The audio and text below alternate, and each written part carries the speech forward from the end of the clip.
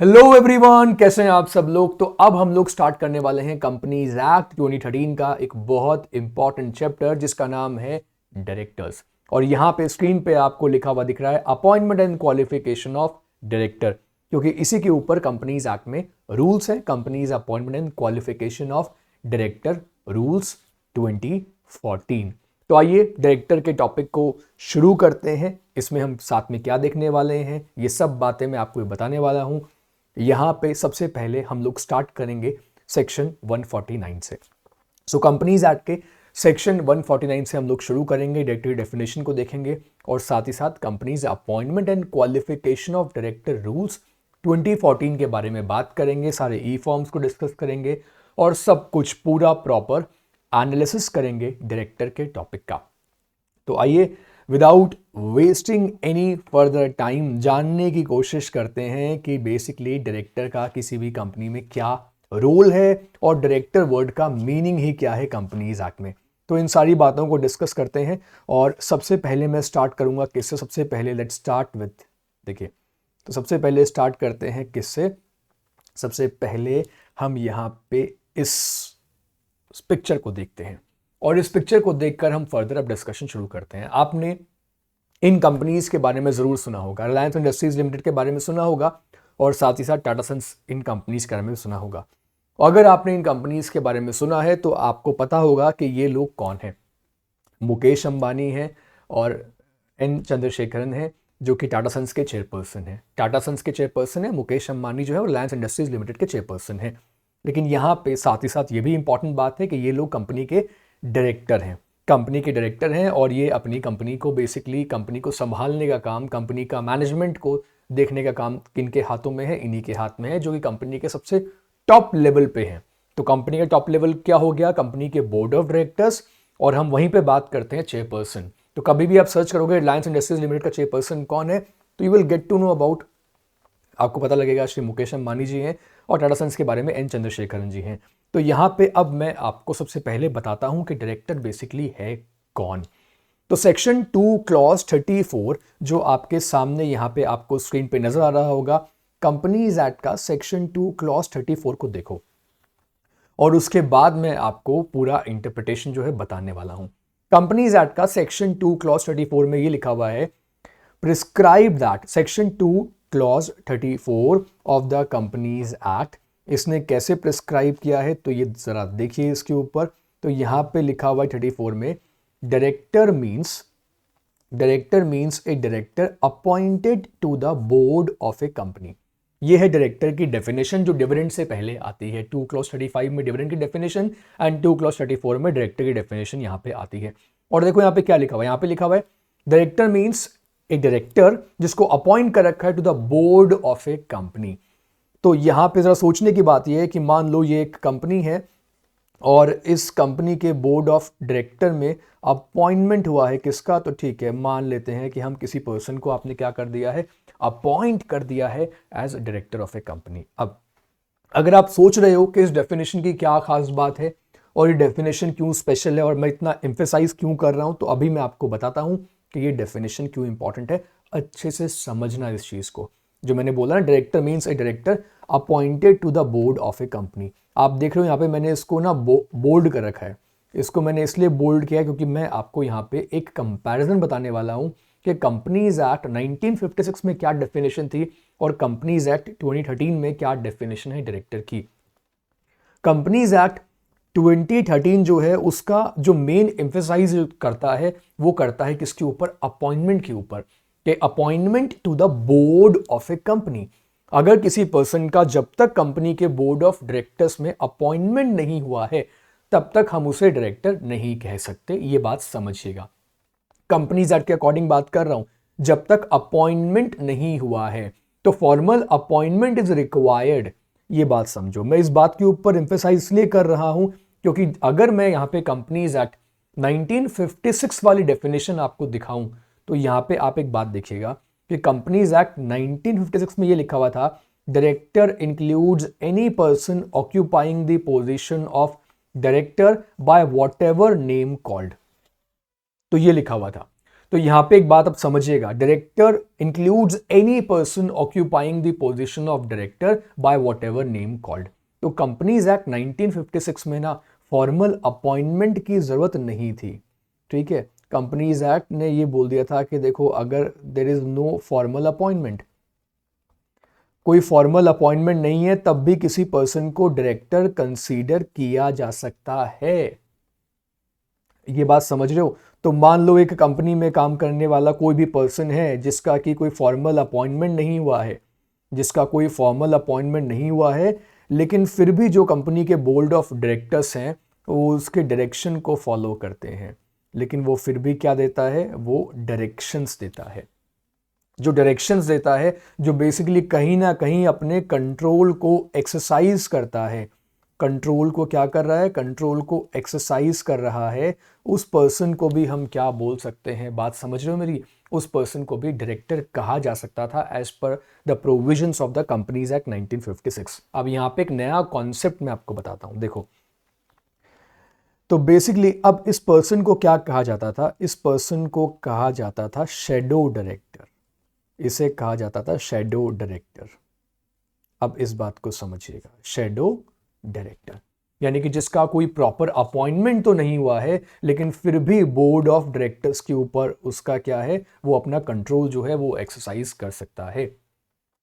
तो shadow director का जो कॉन्सेप्ट था वो कंपनीज एक्ट 1956 में निकल कर आया, लेकिन कंपनीज एक्ट 2013 ने ये कहा कि हम ये देखेंगे कि अगर किसी पर्सन का फॉर्मल अपॉइंटमेंट हुआ है या नहीं हुआ है, ये बात देखना। जब तक उसका फॉर्मल अपॉइंटमेंट नहीं होगा तब तक हम किसी पर्सन को डायरेक्टर नहीं कह सकते। ये बात समझ रहे हो आप मेरी? ये बात समझिएगा, जब तक फॉर्मल अपॉइंटमेंट ना हो जाए बोर्ड ऑफ डायरेक्टर्स में।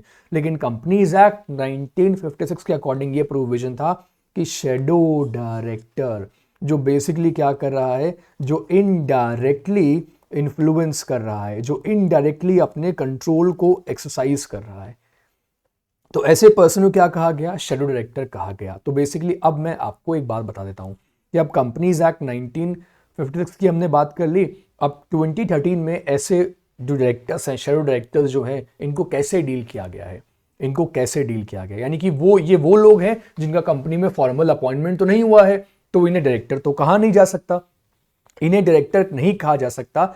लेकिन अगर कोई लायबिलिटी आ जाएगी तो इन्हें कैसे डील किया जाएगा, तो उसके लिए अगर आपने कंपनीज एक्ट में एक डेफिनेशन पढ़ोगे ऑफिसर की डेफिनेशन पढ़ोगे ना, सेक्शन 2 क्लॉज 59 में, तो वहां इनको लेकर प्रोविजन है, इनको लेकर प्रोविजन है। मैं अभी से ही बता रहा हूं क्योंकि आगे हम क्लासिफिकेशन ऑफ डायरेक्टर्स के बारे में बात करने वाले हैं, तो वहां पे ये टर्म आएगी शैडो डायरेक्टर। तो ये वो डायरेक्टर है जो बेसिकली इनडायरेक्टली कंट्रोल को एक्सरसाइज कर रहा है, इसका कोई फॉर्मल अपॉइंटमेंट नहीं हुआ है, फॉर्मल अपॉइंटमेंट नहीं हुआ है। कंपनीज एक्ट 1956 इसके बारे में बात करता था, लेकिन कंपनीज एक्ट 2013 ने बोला कि हम तो सिंपली ये बोल देंगे कि डायरेक्टर वो होगा जिसका कंपनी के बोर्ड ऑफ डायरेक्टर में अपॉइंटमेंट हुआ हो। 1956 वाले ने कहा कि किसी भी नाम से आप उसको बुला लो, किसी भी नाम से उसको बुला लो, लेकिन उसको डायरेक्टर कंसीडर किया जाएगा। तो कंपनीज एक्ट 1956 में क्या प्रोविजन था, ये आपके सामने। 13 ने ये बोल दिया कि ऐसे जो डायरेक्टर्स हैं, जो डीएम्ड डायरेक्टर हैं या जो शैडो डायरेक्टर्स हैं, इनको डील करने के लिए अलग अलग सेक्शन है, जैसे कि सेक्शन 2 क्लॉज 59 है। उसके अलावा मैं आपको बताता हूं कि जब हम inspection, inquiry, investigation companies act में देखते हैं तो वहां पे सेक्शन 219 भी इनके बारे में बात करता है, सेक्शन 219। इसके अलावा सेक्शन 185 में भी इसका रेफरेंस जो है वो मिल जाता है, इसका रेफरेंस मिल जाता है। तो ये बात समझो, सबसे पहले डायरेक्टर को इस तरीके समझिए कि डायरेक्टर की डेफिनेशन यहाँ पे क्यों इंपॉर्टेंट है, क्यों इंपॉर्टेंट है। जब तक फॉर्मल अपॉइंटमेंट नहीं हुआ तब तक डायरेक्टर नहीं माना जाएगा, लेकिन जब बात लायबिलिटी की आएगी ना, लायबिलिटी आएगी तो वो पर्सन डायरेक्टर नहीं है, वो पर्सन डायरेक्टर नहीं है। लेकिन कंपनीज एक्ट 2013 ने कहा कि इन सेक्शंस के थ्रू हम उस पर्सन को लायबल कर सकते हैं जिसका फॉर्मल अपॉइंटमेंट तो नहीं हुआ एज ए डायरेक्टर, लेकिन जिसके एडवाइस पे कहीं ना कहीं बोर्ड ऑफ डायरेक्टर्स जो हैं वो काम कर रहे हैं। They are accustomed to act, they are accustomed to act. ठीक है, तो मेरी बात समझ में आ गई। तो अब मैं आपको ये नहीं बताऊंगा, अब मैं आपको ये नहीं बताऊंगा कि शैडो डायरेक्टर क्या होता है, ये आपको समझ में ऑलरेडी आ चुका है। तो आगे हम इसके बारे में जब बात करेंगे तो आपको पता होगा वो कि किसके बारे में बात की जा रही है अल्टीमेटली। ऑलराइट, अब देखो ये हमने डिस्कस कर लिया। अब इसके बाद हम ये बात करते हैं कि डायरेक्टर्स जो है वो बेसिकली इनका अपॉइंटमेंट क्यों किया जाता है, ये सारी बातें अब डिस्कस करते हैं। अब यहाँ पे एक बात देखिएगा, अब मैं आपको दिखा रहा हूँ एक कंपनी की डायरेक्टर्स की कॉम्पोजिशन में आपको दिखा रहा हूँ। डायरेक्टर की डेफिनेशन हमने पढ़ ली। डेफिनेशन हमने क्या पढ़ी? Director means a director appointed to the board of a company. तो यहाँ पे अगर आप देखोगे तो यहाँ पे मैं आपको इन्फोसिस जो कंपनी है, इन्फोसिस कंपनी के बोर्ड ऑफ डायरेक्टर्स की कॉम्पोजिशन दिखा रहा हूँ।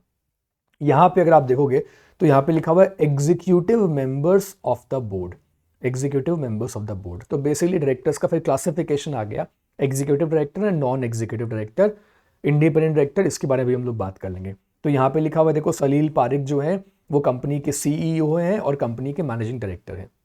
उसके अलावा चेयरपर्सन कौन है? नंदन नीलकनी जो है, नंदन नीलकनी जो है वो को फाउंडर है and he is the chairperson of the board, जो कंपनी के चेयरपर्सन है। इसके अलावा कंपनी में इंडिपेंडेंट डायरेक्टर कौन है? तो इंडिपेंडेंट डायरेक्टर है किरण मजुमदार शॉ, जो कि कंपनी के इंडिपेंडेंट डायरेक्टर हैं। ठीक है, और ये बाकी के सारे भी कंपनी के इंडिपेंडेंट डायरेक्टर हैं जो आपको स्क्रीन पर अभी नजर आ रहे हैं। तो यहाँ पे इस लाइन के ऊपर फोकस करना, जो यहाँ पे लिखा हुआ है independent director, right, independent director यहाँ पे लिखा हुआ है, इन सारी लाइंस के ऊपर फोकस कीजिएगा। चेयरमैन मैंने आपको बताया, को फाउंडर मैंने आपको बताया, और आपको मैंने बताया executive director of the board. Okay, now ये सारी बातें हमने कर ली है। अब डायरेक्टर का क्या रोल है, क्या पॉसिबिलिटी है, डायरेक्टर क्या क्या काम कर सकता है, इन सारी बातों को डिस्कस करते हैं। देखो, इन सारी बातों के बारे में बात करते हैं, और सबसे पहले डायरेक्टर को अपॉइंट क्यों किया गया है इसके बारे में भी हम लोग बात करेंगे। तो यहाँ पे ज़रा नज़र डालना बाप, और इस पूरे एक एस्पेक्ट को समझना। देखो, मैंने यहाँ पे बोल दिया कंपनी इनकॉर्पोरेशन, यहां मैंने बोल दिया कंपनी इनकॉर्पोरेशन। ओके, और ये है लेट्स से कंपनी का प्री इनकॉर्पोरेशन फेज। कौन सा फेज है? कंपनी का जो प्री इनकॉर्पोरेशन फेज है। ठीक है, कंपनी के प्री इनकॉर्पोरेशन फेज से लेकर कंपनी के इनकॉर्पोरेशन तक, कंपनी बनने तक किसका रोल इंपॉर्टेंट होता है? तो हम बोलते हैं कि कंपनी के प्रमोटर्स का रोल जो होता है वो इंपॉर्टेंट होता है, क्योंकि अल्टीमेटली जो कंपनी के प्रमोटर्स होते हैं वही कंपनी को एग्जिस्टेंस में लेकर आते हैं। और इसके बारे में हम किस में पढ़ते हैं? इसके बारे में हम पढ़ते हैं section 2 clause 69 of the companies act. Section कौन सा आ गया? Section 2 clause 69 of the companies act, जिसमें हम इसके बारे में पढ़ते हैं। अब देखो, क्या ये कंपनी के प्रमोटर्स क्या कंपनी के एजेंट होते हैं? आंसर इज नो, ये कंपनी के एजेंट बिल्कुल नहीं होते। ये कंपनी के एजेंट क्यों नहीं है, इसका रीजन मैं आपको बता देता हूं। इसका रीजन बेसिकली ये है क्योंकि कंपनी जो है वो खुद अभी प्रिंसिपल बनने की सिचुएशन में नहीं है, क्योंकि कंपनी का रजिस्ट्रेशन ही नहीं हुआ है। तो कंपनी अभी कॉन्ट्रैक्ट करने के लिए कॉम्पिटेंट ही नहीं है as per the provision of the Indian contract act. तो कंपनी क्योंकि खुद अभी कॉन्ट्रैक्ट करने के लिए कॉम्पिटेंट नहीं है, इसलिए प्रमोटर्स अभी कंपनी के एजेंट नहीं बन सकते, राइट। नाउ अब कंपनी का इनकॉर्पोरेशन हो गया, तो इनकॉर्पोरेशन का मतलब कंपनी का रजिस्ट्रेशन हो गया। अब हमने बोल दिया कि now the company has been registered. हमने बोल दिया कि देखो कंपनी जो है वो क्या हो चुकी है? रजिस्टर्ड हो चुकी है। अब जैसे ही कंपनी का रजिस्ट्रेशन हो गया है तो कंपनी यहाँ पे क्या बन गई है? Now company becomes a separate legal entity. Company यहाँ पे क्या बन गई है? कंपनी एक सेपरेट लीगल एंटिटी बन गई है। अब कंपनी जो यहाँ पे एक सेपरेट लीगल एंटिटी बनी है, इस सेपरेट लीगल एंटिटी के, ठीक है, अब देखो ये सारे कॉन्ट्रैक्ट खुद से कर सकती है कंपनी, सारे के सारे कॉन्ट्रैक्ट अब खुद कर सकती है, प्रॉपर्टी बाय कर सकती है, प्रॉपर्टी सेल कर सकती है, केस फाइल कर सकती है, कंपनी के ऊपर केस फाइल हो सकता है। लेकिन अब यहाँ पे आप एक बात देखना, ये सेपरेट लीगल एंटिटी जो यहाँ पे कंपनी बन गई है, इस कंपनी को अपने बहुत सारे फंक्शंस को परफॉर्म करने के लिए, क्योंकि कंपनी क्या है? एक आर्टिफिशियल लीगल पर्सन है। यहाँ पे मैंने मेंशन कर दिया ALP, artificial legal person, short form में लिख दिया। तो कंपनी को अब क्या चाहिएंगे? अब कंपनी को यहाँ पे जरूरत पड़ेगी किसकी? डायरेक्टर्स की जरूरत पड़ेगी। जो डायरेक्टर्स जो हैं वो कंपनी के बिहाफ पे फंक्शन करेंगे। तो अब एक बात आप यहाँ पे याद रखिएगा कि डायरेक्टर्स जो है वो कंपनी के बिहाफ पे काम करेंगे, तो इसलिए अब हम डायरेक्टर्स को बोल सकते हैं कि वो कंपनी के क्या बन सकते हैं? वो कंपनी के एजेंट जो हैं वो बन सकते हैं। वो कंपनी के एजेंट क्यों बन सकते हैं? क्योंकि कंपनी अब प्रिंसिपल बन सकती है। Getting my point? क्योंकि कंपनी अब प्रिंसिपल बन सकती है, इसलिए डायरेक्टर जो हैं वो कंपनी के एजेंट बन सकते हैं। उसके साथ साथ क्या वो कंपनी के ट्रस्टी बन सकते हैं? हाँ, कंपनी की जितनी भी एसेट्स होती हैं उनकी एसेट्स को मैनेज करना डायरेक्टर्स का काम है। कंपनी के पैसे को इन्वेस्ट करना, उससे रिटर्न लेना, बिजनेस में उस पैसे को लगाना। तो बेसिकली कंपनी के बिहाफ पे सारे अफेयर्स को मैनेज करना डायरेक्टर्स का काम है। तो वो कंपनी के बेसिकली क्या बन गए? कंपनी के बन गए ट्रस्टी। वो कंपनी के ट्रस्टी बन गए हैं। और ट्रस्टी बेसिकली वो होता है जो कि किसी दूसरे के लिए काम करता है। और यहाँ पे बेनिफिशियरी कौन बन गया? यहाँ पे बेनिफिशियरी बन गई कंपनी और कंपनी के शेयर होल्डर्स। ट्रस्टी बेनिफिशियरी के लिए काम करता है। तो मैंने आपको बता दिया बेनिफिशियरी कौन बन गया। बेनिफिशियरी बेसिकली बन गई कंपनी और साथ ही साथ कंपनी के शेयर होल्डर्स। अब मैंने यहां पे एक पॉइंट और लिखा कि डायरेक्टर जो होते हैं ना वो बेसिकली क्या होते हैं? कंपनी के एग्जीक्यूटिव हैं। अब मैंने यहाँ पे ये पॉइंट और लिख दिया कि डायरेक्टर्स को हम कंपनी का एग्जीक्यूटिव मान लेंगे। तो अगर हम इनको कंपनी का एग्जीक्यूटिव कंसीडर करें तो ये देखो, अब यहाँ पे डायरेक्टर्स को बेसिकली मैं दो कैटेगरीज में डिवाइड करूँगा। दो कैटेगरीज में डिवाइड करता हूँ और ठीक है, उसके बाद आपको इन दो कॉन्सेप्ट्स के बारे में एक ब्रीफ इंफॉर्मेशन जो है वो दे देता हूं।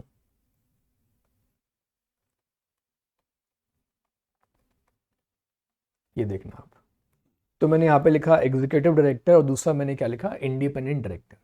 ठीक है, एग्जीक्यूटिव डायरेक्टर लिखा मैंने और इंडिपेंडेंट डायरेक्टर के साथ में, इंडिपेंडेंट डायरेक्टर के साथ में मैं एक पॉइंट और लिख देता हूं जिसको मैं बोल देता हूं क्या? Non executive director. Non executive director. ठीक है, अब ये बात याद रखना। अब executive director, non executive director और इंडिपेंडेंट डायरेक्टर बहुत इंपॉर्टेंट कॉन्सेप्ट्स हैं जिनके बारे में पता होना चाहिए। और हमें डिफरेंस पता होना चाहिए कि एग्जीक्यूटिव और नॉन एग्जीक्यूटिव डायरेक्टर इन दोनों में बेसिकली क्या डिफरेंस है। और फिर इंडिपेंडेंट डायरेक्टर क्या है इसको भी अभी मैं एक्सप्लेन करने वाला हूं। सो एग्जीक्यूटिव डायरेक्टर का एग्जांपल क्या आ गया? जैसे कि कंपनी का managing director is an example of, managing director is an example of executive director. उसके अलावा जब आप सीईओ की बात करते हो, चीफ एग्जीक्यूटिव ऑफिसर, वो भी एक तरीके के होते हैं, एग्जीक्यूटिव डायरेक्टर होते हैं।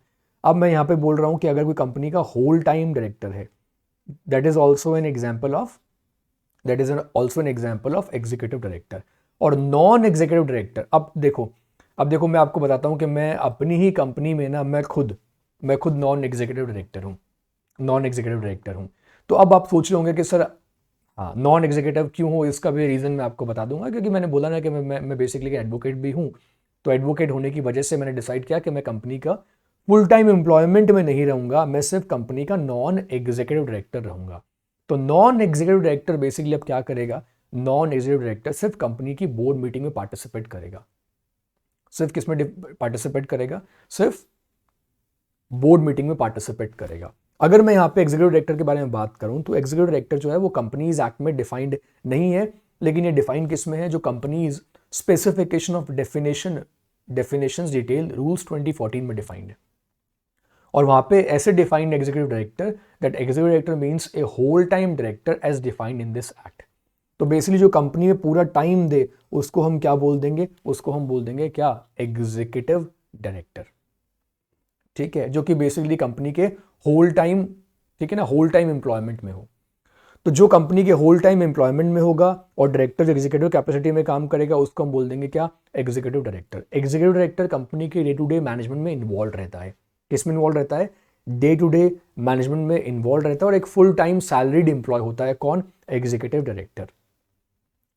ठीक है, इज इट क्लियर? नॉर्मली मतलब ऐसा ही देखा जाता है कि एग्जीक्यूटिव डायरेक्टर जो होता है वो कंपनी के फुल टाइम एम्प्लॉयमेंट में होता है। तो इसलिए मैंने यहाँ पे बोल दिया कि कंपनी का जो एमडी है उसे हम एग्जीक्यूटिव डायरेक्टर की कैटेगरी में डाल देते हैं। जब मैं बात करता हूं नॉन एग्जीक्यूटिव डायरेक्टर के बारे में, तो नॉन एग्जीक्यूटिव डायरेक्टर जो है वो कंपनी के होल टाइम एम्प्लॉयमेंट में नहीं होता। Not in whole time employment. वो कंपनी के होल टाइम एम्प्लॉयमेंट में नहीं होता। ठीक है, इज इट क्लियर? तो कंपनी में बेसिकली कॉम्पोजिशन होता है। एक कंपनी में जब बोर्ड ऑफ डायरेक्टर्स होते हैं उनमें कॉम्पोजिशन होता है, किसका? एग्जीक्यूटिव डायरेक्टर्स का, नॉन एग्जीक्यूटिव डायरेक्टर्स का एंड इंडिपेंडेंट डायरेक्टर्स का, इज इट क्लियर? ठीक है। सो अब यहां पे मैं बात कर रहा हूं, देखो अब एक टर्म आई है इंडिपेंडेंट डायरेक्टर। देखो independent director is a type of non executive director. ठीक है, independent director is a type of non executive director. यहां पे ये पॉइंट भी याद रखना that every non executive director is not an independent director. Every non executive director is not an independent director, but independent director is a type of non executive director. तो basically independent director भी ये वो है जो कि company के whole time employment में नहीं है, not in whole time employment. और इसको हमने क्या बोल दिया है, इसको हमने इसके बारे में डिटेल में आगे हम लोग और डिटेल में बात करेंगे। इंडिपेंडेंट डायरेक्टर के बारे में सेक्शन 49 में और डिटेल में हमें डिस्कशन करना है, तब बाकी सारी बातें मैं आपके साथ डिस्कस करूंगा, डिटेल में बताऊंगा इंडिपेंडेंट डायरेक्टर किस तरीके से काम करता है।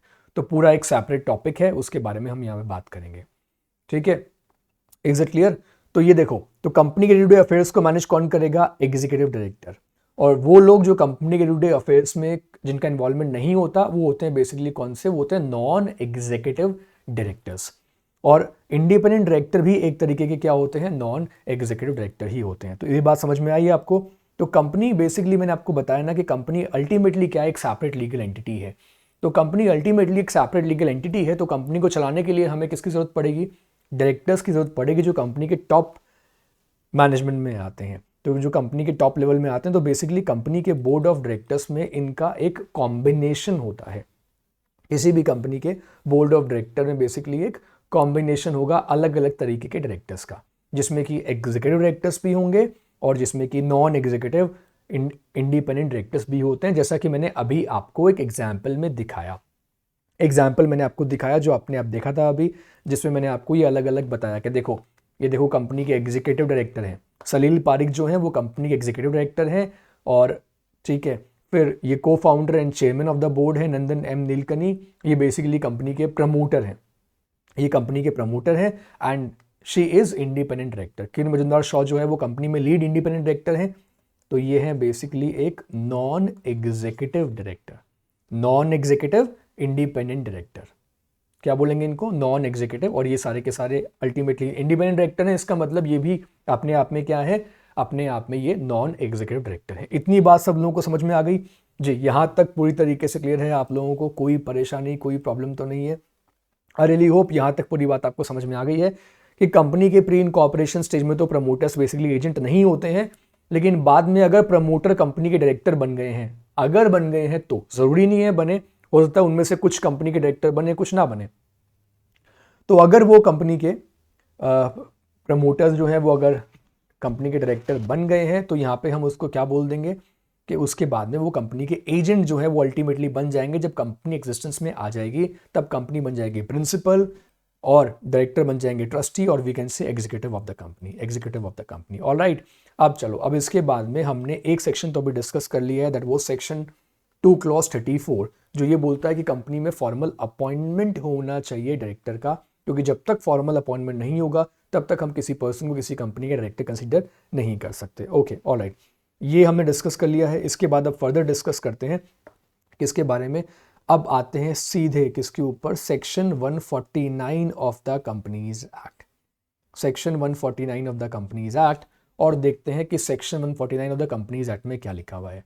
तो section 149 of the companies act जो है वो बेसिकली ये बोलता है कि किसी भी कंपनी में डायरेक्टर्स जो हैं वो बेसिकली कितने होने चाहिए। ठीक है, गेटिंग माय पॉइंट? तो एक कंपनी में कितने डायरेक्टर्स होंगे इसके बारे में, मिनिमम डायरेक्टर्स और मैक्सिमम डायरेक्टर्स कितने होंगे, इन सब के बारे में कहाँ लिखा हुआ है? इन सब के बारे में लिखा हुआ है किसमें? Section 149 of the companies act.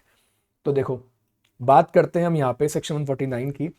तो section 149 of the companies act को अगर आप देखोगे तो इसमें जो पहला सबसेक्शन है उसके अकॉर्डिंग ही मैं आपको बताता हूं। देखो कंपनी कौन सी है, 1 पर्सन कंपनी है या एक प्राइवेट कंपनी है या फिर एक पब्लिक कंपनी है। ठीक है, और यहां पे मैं एक सेक्शन 8 कंपनी को भी मेंशन कर देता हूं, सेक्शन 8 कंपनी को भी यहां पे मेंशन कर देता हूं।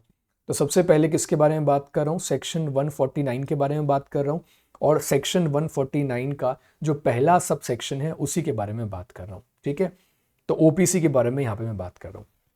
तो जब हम बात करते हैं ओपीसी के बारे में, तो ओपीसी में कितने डायरेक्टर्स चाहिए और मैक्सिमम डायरेक्टर कितने चाहिए, इन बातों को समझ लेते हैं। देखो ओपीसी में यानी कि 1 पर्सन कंपनी में मिनिमम एक डायरेक्टर होना चाहिए। मैक्सिमम डायरेक्टर कितने हो सकते हैं, 15 डायरेक्टर्स हो सकते हैं 1 पर्सन कंपनी में। मैक्सिमम डायरेक्टर कितने होंगे, 15 डायरेक्टर हो सकते हैं। मेंबर की लिमिट तो है 1 पर्सन कंपनी में, मेंबर की लिमिट तो है, लेकिन डायरेक्टर की कोई लिमिट नहीं है। मेरा मतलब कि 1 वाली लिमिट जो है, 1 मेंबर वाली लिमिट जो है वो डायरेक्टर के केस में एप्लीकेबल नहीं होती। 1 पर्सन कंपनी मेंबर एक है लेकिन डायरेक्टर जो है 15 हो सकते हैं। अब बात करें यहाँ पे अगर हम प्राइवेट कंपनी की, तो प्राइवेट कंपनी में मिनिमम कितने डायरेक्टर होने चाहिए, तो ये देख लो प्राइवेट कंपनी में there should be at least 2 directors, 2 directors होने चाहिए। और मैक्सिमम कितने डायरेक्टर्स होते हैं, maximum there could be 15 directors, 15 directors होते हैं किसमें, प्राइवेट कंपनी में। अगेन और उसके बाद सेम लिमिट आ गई, मैक्सिमम लिमिट सेम है। फिर जब बात करते हैं पब्लिक कंपनी की, तो पब्लिक कंपनी में कितने डायरेक्टर होने चाहिए, पब्लिक कंपनी में 3 डायरेक्टर मिनिमम होने चाहिए, 3 डायरेक्टर। और मैक्सिमम कितने डायरेक्टर होने चाहिए, मैक्सिमम 15 डायरेक्टर्स जो हैं वो होने चाहिए किसमें, पब्लिक कंपनी में। सेक्शन 2 क्लॉज 68 जिसमें प्राइवेट कंपनी के बारे में बात करते हैं, सेक्शन 2 क्लॉज 71 जिसमें पब्लिक कंपनी के बारे में बात करते हैं। नाउ अब जब हम बात करते हैं सेक्शन 8 कंपनी की, तो सेक्शन 8 कंपनी पे ये लिमिट्स जो हैं वो एप्लीकेबल नहीं होती। सेक्शन 8 कंपनी पे ये लिमिट्स जो हैं वो एप्लीकेबल नहीं होती। Minimum and maximum number of directors की जो लिमिट है वो सेक्शन 8 कंपनी के ऊपर एप्लीकेबल नहीं है। 1 पर्सन कंपनी के ऊपर लिमिट एप्लीकेबल है, प्राइवेट कंपनी के ऊपर एप्लीकेबल है कि कितने डायरेक्टर्स होंगे, मिनिमम मैक्सिमम कितने होंगे। पब्लिक कंपनी के ऊपर भी एप्लीकेबल है, मैंने आपको बता दिया। सेक्शन 8 कंपनी के ऊपर ये लिमिट्स एप्लीकेबल नहीं है। अब यहाँ पे अगर मैं बात करूँ किसकी, यहाँ पे अगर मैं बात करूँ गवर्नमेंट कंपनी की, तो गवर्नमेंट कंपनी के लिए यहाँ पे एक एग्जेम्पशन गिवन है कि गवर्नमेंट कंपनी में मोर देन 15 डायरेक्टर्स अलाउड है। गवर्नमेंट कंपनी में मोर देन 15 डायरेक्टर्स क्या है, अलाउड है। एक गवर्नमेंट कंपनी में 15 से ज्यादा डायरेक्टर्स जो हैं वो हो सकते हैं किसमें, गवर्नमेंट कंपनी में। Is it clear. ये सारी डेफिनेशंस जो हैं वो बेसिकली सेक्शन 2 में पढ़ते हैं ना, अलग अलग सेक्शन 2 क्लॉज 68, 2 क्लॉज 62, अलग अलग जो कंपनीज की डेफिनेशन है उसके अकॉर्डिंग मैं आपको बता रहा हूं। अब जब हम बात करें गवर्नमेंट कंपनी की, तो लिखा हुआ है कि मोर देन 15 डायरेक्टर्स अलाउड है। तो बाकी कंपनीज में क्या होगा, बाकी कंपनीज में क्या होगा, तो अब ये देखो कि मान लो मैं बोलता हूं कि अगर कोई प्राइवेट कंपनी है और अगर कोई पब्लिक कंपनी है और उसको ये लगता है कि हमारे पास तो लिमिट है कि हमारे बोर्ड ऑफ डायरेक्टर्स में, बोर्ड ऑफ डायरेक्टर की डेफिनेशन किस में गिवन है, सेक्शन 2 क्लॉज 10 में गिवन है। हमारी कंपनी के बोर्ड ऑफ डायरेक्टर्स में तो 15 से ज्यादा डायरेक्टर्स अलाउड ही नहीं है। तो फिर यहाँ पे ये प्रोविजन है, यहाँ पे सेक्शन 149 में ही ये प्रोविजन जो है यहाँ पे क्लियरली गिवन है, जो ये बोला गया है कि अगर प्राइवेट और पब्लिक कंपनी में, प्राइवेट और पब्लिक कंपनी में मोर देन 15 डायरेक्टर्स अपॉइंट करने हैं, मोर देन 15 डायरेक्टर्स अगर अपॉइंट करने हैं, तो उसके लिए क्या पास करना पड़ेगा, उसके लिए स्पेशल रेजोल्यूशन पास कीजिए। तो उसके लिए क्या बोल दिया गया है कि उसके लिए आप स्पेशल रेजोल्यूशन पास करो। जब आप एक एसआर पास कर दोगे, स्पेशल रेजोल्यूशन पास कर दोगे, तो उसके बाद में ए प्राइवेट कंपनी और a public company can have more than 15 directors in its board. तो उनके बोर्ड की कॉम्पोजिशन में फिर उनके पास क्या होंगे, 15 से ज़्यादा डायरेक्टर्स जो हैं वो अलाउड होंगे। ऑलराइट, ठीक है। तो ये है पहला प्रोवाइजो। ये किसका प्रोवाइजो है, बेसिकली ये सेक्शन 149 का फर्स्ट प्रोवाइजो है।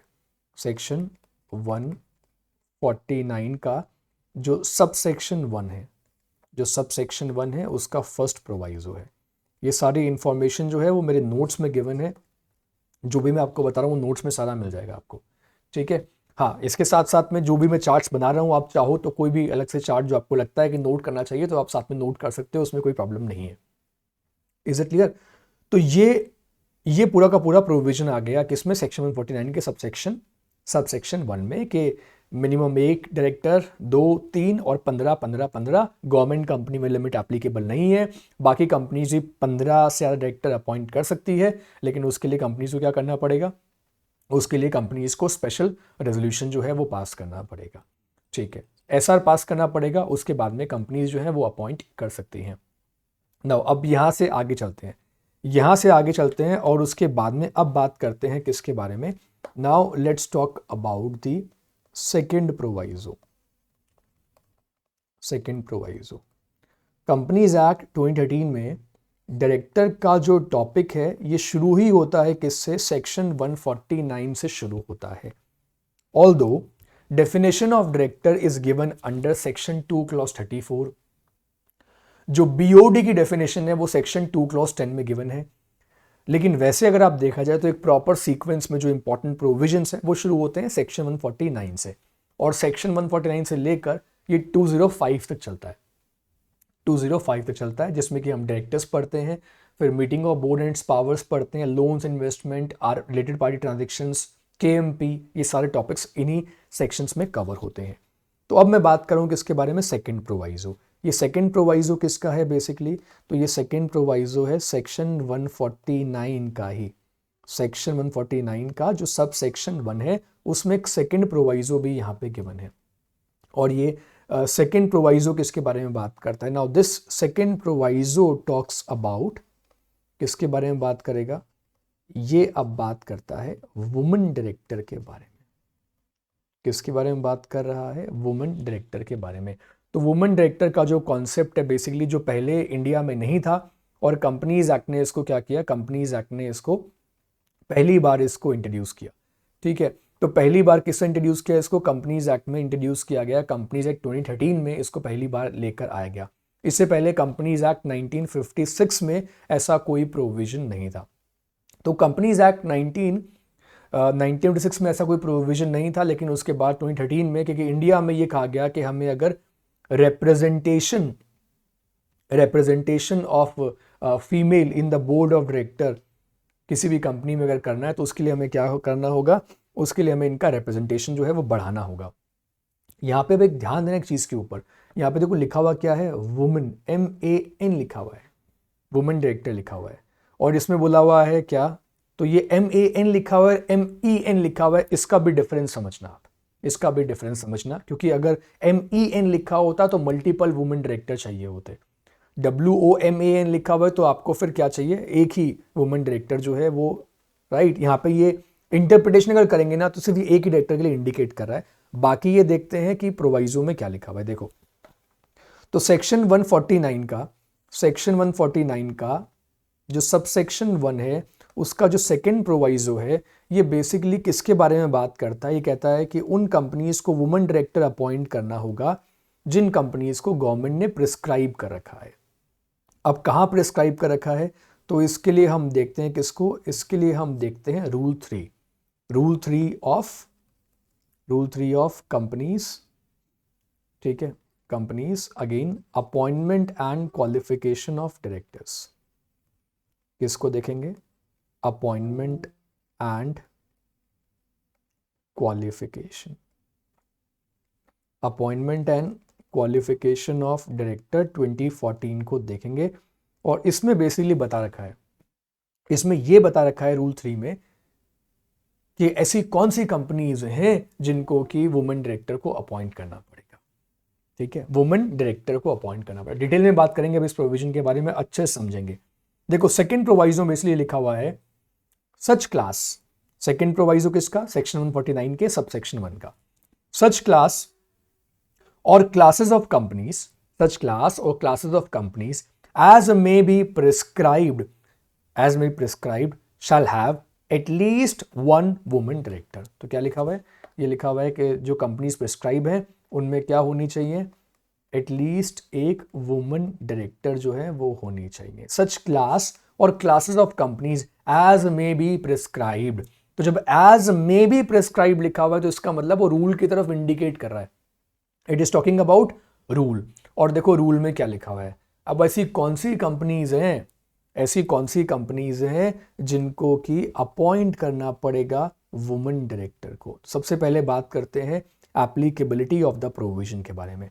देखो सेक्शन 149 एंड रूल 3 इनकी आप कलेक्टिव इंटरप्रिटेशन करो। 149 के सब सेक्शन 1 के सेकंड प्रोवाइजो में ये लिखा हुआ है कि उन कंपनीज को एटलीस्ट एक वुमन डायरेक्टर को अपॉइंट करना पड़ेगा जिन कंपनीज को प्रिस्क्राइब कर रखा है। ये तो बोल दिया, मतलब पूरी बात 149 में नहीं की गई है। सेकंड प्रोवाइजन में इतना लिखा हुआ है कि एटलीस्ट एक वुमन डायरेक्टर होनी चाहिए, लेकिन कौन सी कंपनी में होनी चाहिए, तो इसके लिए बोल दिया गया, इसके लिए फिर हम रूल को देखेंगे। फिर हमने रूल 3 को देखा। अब रूल 3 में यह बताया गया है कि ऐसी कौन सी कंपनीज हैं जिनके की बोर्ड ऑफ डायरेक्टर में एटलीस्ट एक वुमन डायरेक्टर होनी चाहिए। ठीक है, नाउ ठीक है, रूल 3। अब रूल 3 को दो पार्ट्स में डिवाइड करते हैं। रूल 3 ने हमें ये कहा, देखो now let's look at this. ये बोल दिया गया कि एवरी लिस्टेड कंपनी। अब लिस्टेड कंपनी से यहां क्या मतलब हुआ, लिस्टेड कंपनी से मतलब बेसिकली जो पब्लिक लिमिटेड कंपनीज हैं, पब्लिक लिमिटेड जो कंपनीज हैं जिनके शेयर्स रिकॉग्नाइज्ड स्टॉक एक्सचेंज में अवेलेबल हैं, जिनके शेयर्स रिकॉग्नाइज्ड स्टॉक एक्सचेंज में हैं, उन्हें कहा गया listed company. So every listed company, अच्छा ठीक है, तो हर लिस्टेड कंपनी को, मान लो बीएसई में 3000 कंपनीज लिस्टेड है, एक एग्जांपल लेके चल रहा हूं, तो इन 3000 कंपनीज को अपने अपने बोर्ड ऑफ डायरेक्टर्स में एटलीस्ट एक वुमेन डायरेक्टर को शामिल करना पड़ेगा, एक वुमेन डायरेक्टर को शामिल करना पड़ेगा। ठीक है, लिस्टेड कंपनीज के साथ कहा गया। देखो प्राइवेट कंपनीज को लेकर कुछ नहीं कहा गया है, ये कहा गया है सिर्फ किसके लिए, लिस्टेड कंपनीज के लिए। और लिस्टेड कंपनी से मतलब यहां पे है पब्लिक कंपनीज से, और सारी पब्लिक कंपनीज नहीं, सिर्फ वो पब्लिक कंपनी जिनके शेयर्स जो हैं वो स्टॉक एक्सचेंज में लिस्टेड हैं।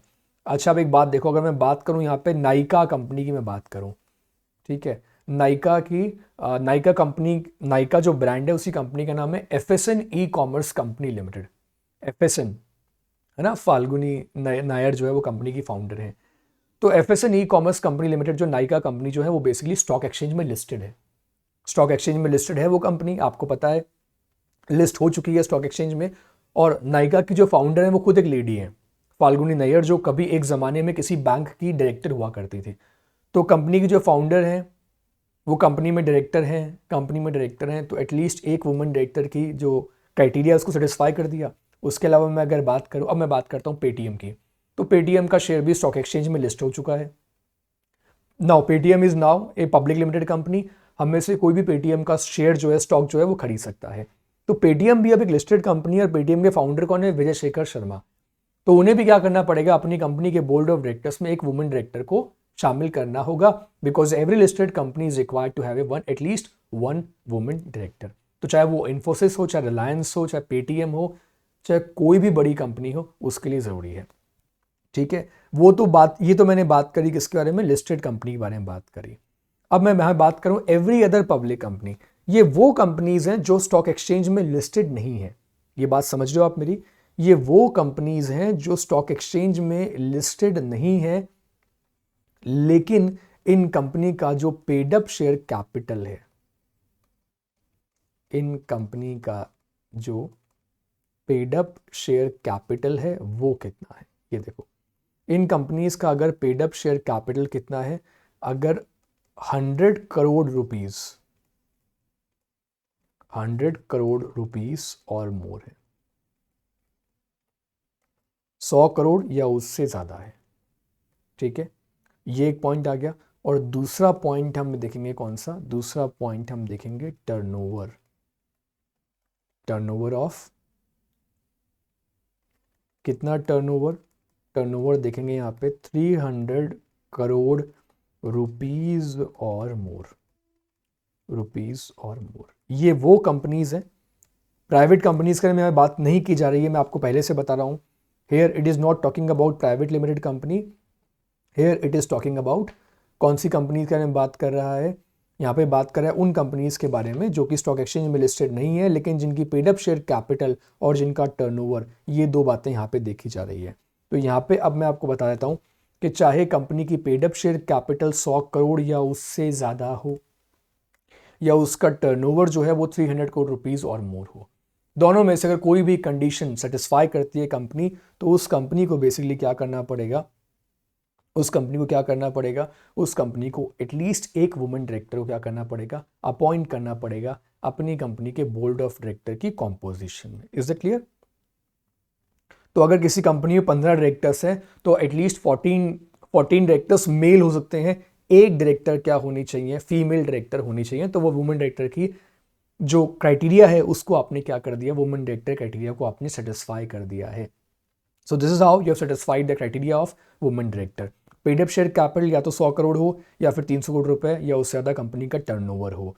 और साथ ही साथ एवरी लिस्टेड कंपनी केस में ये नहीं देखा जाएगा कि कंपनी का पेड अप शेयर कैपिटल कितना है, टर्नओवर कितना है।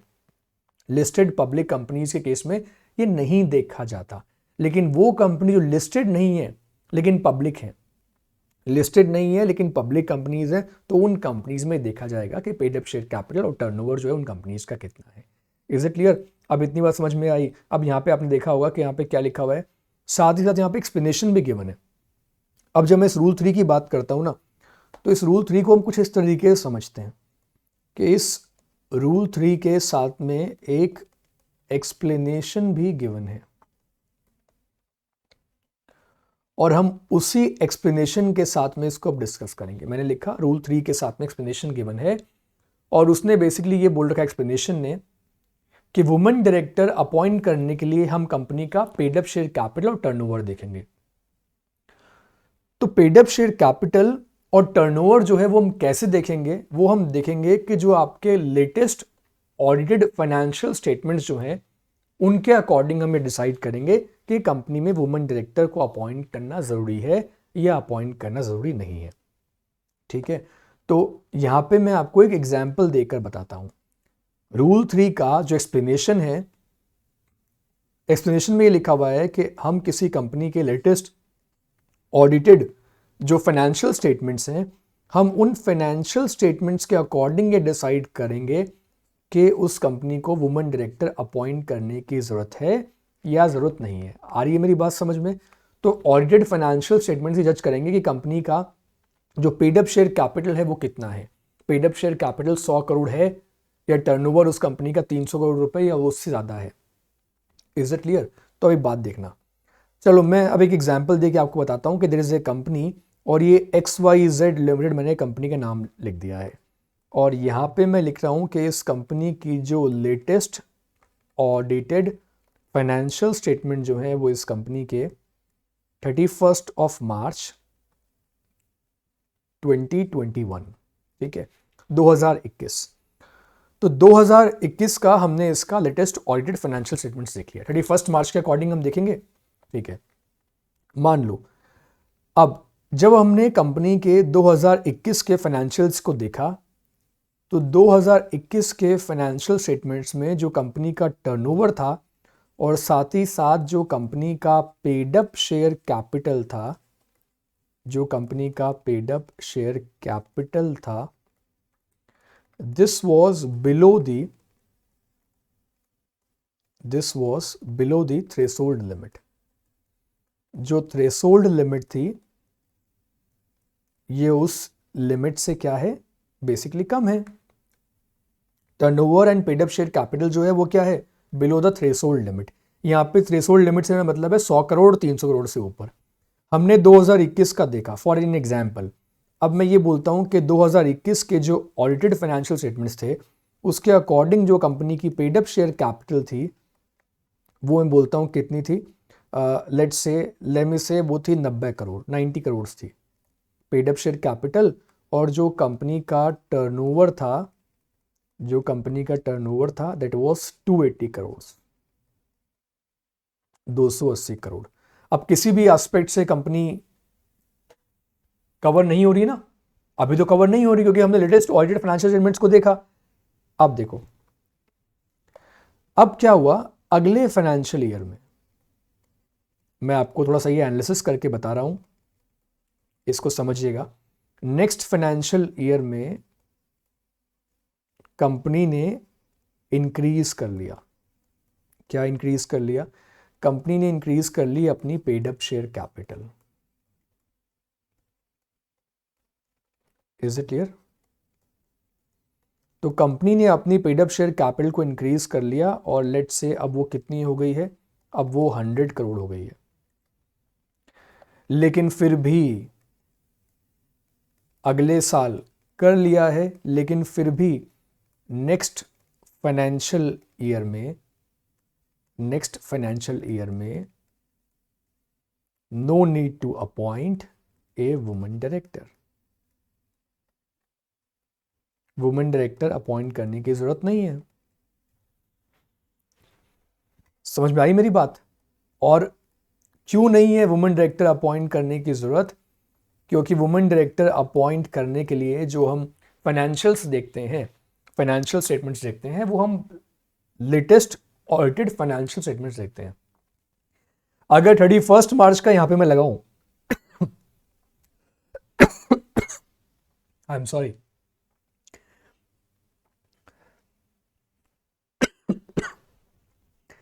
तो अगर यहां पे अगर हम कैलकुलेट करें 31 मार्च अगर हम देखते हैं यहां पे, तो क्या आ गया? लेटेस्ट फाइनेंशियल स्टेटमेंट्स के अकॉर्डिंग।